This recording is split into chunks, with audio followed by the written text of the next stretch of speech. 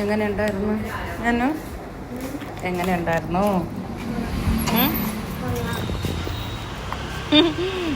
ഈ ബാങ്കിൽ ആദ്യമായിട്ടല്ലേ പറഞ്ഞേ? പൊന്നു ഞെട്ടിപ്പോയാ എല്ലാരും പൊന്നുനെ കാണാൻ വന്നപ്പോ? പൊന്നു വിചാരിക്കുന്നു ഞാൻ ഇവിടത്തെ താരമാണോ അത്. എല്ലാരും ഇതാണോ പൊന്നു, ഇതാണോ പൊന്നു, ഇതാണോ പൊന്നു എന്ന് വന്നപ്പോഴത്തേക്ക് പൊന്നുവിനെ ഉമ്മി പറഞ്ഞ് ഉമ്മി ഫേമസ് ആക്കിയെന്ന് മാഡം പറയാ. പൊന്നു ഭയങ്കര വണ്ടർ അടിച്ചിരിക്കുക. ഉമ്മയ്ക്ക് ഇവിടെ ഇങ്ങനെ പിടിപാടോ അത്. ഡെയിലി പണയം വെക്കാൻ വന്ന് ജോലിയും കൂലിയും കിണ്ടൽ കണക്കും കെട്ട് കണക്കും പൈസയൊക്കെ ഉള്ളൊരു സമയത്തുണ്ടായ ബന്ധങ്ങളോ ഇതെല്ലാം. അങ്ങനെ അമ്മ 9.7% ഇൻട്രസ്റ്റ് എടുത്തെടുത്ത മുടിയും.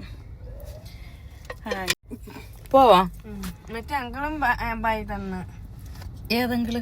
മറ്റേ ബാങ്ക് മാനേജർ അതിന്റെ അകത്ത് ക്യാബിനുള്ളിൽ ഇരുന്നേ എല്ലാരും ബൈ തന്ന.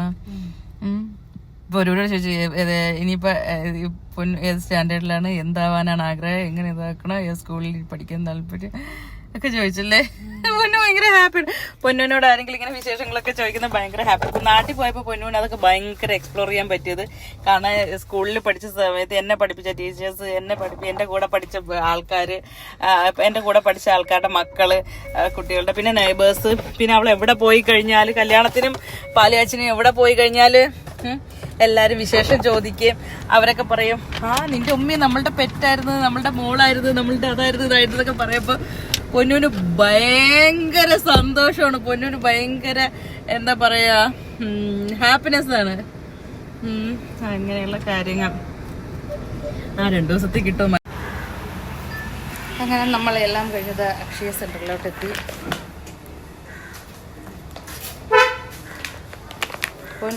പൊന്നുവിന്റെ കോസ്റ്റ്യൂം കാണിച്ചു.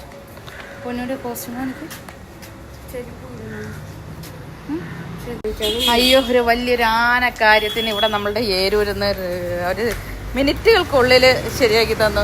പൊന്നു അവിടെ ഇനി നാട്ടിൽ ഇനി ഓടാനായിട്ടൊരു സ്ഥലവും ബാക്കിയില്ല. ഏരൂർ ഈ അക്ഷയ സെന്ററിൽ നമുക്ക് ഭയങ്കര ഉപകാരമായി പോയി. വന്ന് പൊന്നുവിന്റെ ബർത്ത് സർട്ടിഫിക്കറ്റിൽ ജിപ്സ ബീഗം എന്നുള്ളതിന് ജിപ്സ അറിഞ്ഞേ ഉള്ളൂ. ആ ബീഗം കൊണ്ട് കളഞ്ഞു. കാരണം ഞാൻ സിസേറിയൻ ചെയ്ത് എനിക്കൊരു യാതൊരു ബോധവും ഇല്ല. ഇങ്ങനെ കിടക്കുന്ന സമയത്ത് ഗ്രാൻഡ്മാണ്. അപ്പോൾ 3 ദിവസത്തിനുള്ളിൽ കുട്ടിക്ക് പേരിട്ട് കഴിഞ്ഞ് കഴിഞ്ഞാൽ ബർത്ത് സർട്ടിഫിക്കറ്റ് കിട്ടുമെന്ന് പറഞ്ഞതുകൊണ്ട് അങ്ങനെ പേരിട്ടു. എനിക്ക് യാതൊരു മദറിൻ്റെ പേരെന്താണെന്ന് വെച്ചപ്പോൾ ജിപ്സ നോർമലി ജിപ്സ എന്നാണല്ലോ വിളിക്കണം. പുള്ളിക്കാരിക്ക് അങ്ങനെ ജിപ്സ ബീഗം എന്ന് പറയണം എന്നുള്ളൊരു ഇത് ഉണ്ടായിരുന്നില്ല. കാരണം എല്ലാവരും നല്ലൊരു പാനിക്കായിട്ടിരിക്കുന്ന സമയം കൂടിയായിരുന്നു. ഇന്നത്തെ ദിവസം ഒരു ചായ കുടിച്ച അനങ്ങി ഇടയെന്ന്. അപ്പോൾ ഒരു ചായയൊക്കെ കുടിച്ചിട്ട് ഇത് ഓൾട്ടർ ചെയ്യാനൊന്നും നിന്നില്ല. ഇതും എടുത്തിട്ട് പോകുന്നത്. സാധനം വയറിൽ വെക്കുന്നതാ. ഞാനത് കൊണ്ടുപോയില്ല. ഞാൻ ബാഗിൽ ഇട്ടിട്ട് ഇവിടെ വെച്ചിട്ടാ പോയെ, കാറിൽ വെച്ചിട്ടാ പോയെ.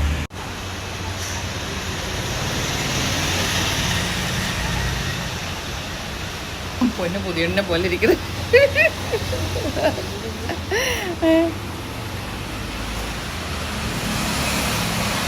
പൊന്നു പോകുമ്പോൾ ഞാൻ എല്ലാം കൊണ്ടുപോയി പണയം വെച്ചിട്ട് ഞാൻ പൈസയൊക്കെ ബിസിനസ്സിലോട്ടിടും. എന്നിട്ട് നഷ്ടം വന്ന് കിടന്നാൽ ഞാൻ ഇഷ്ടം.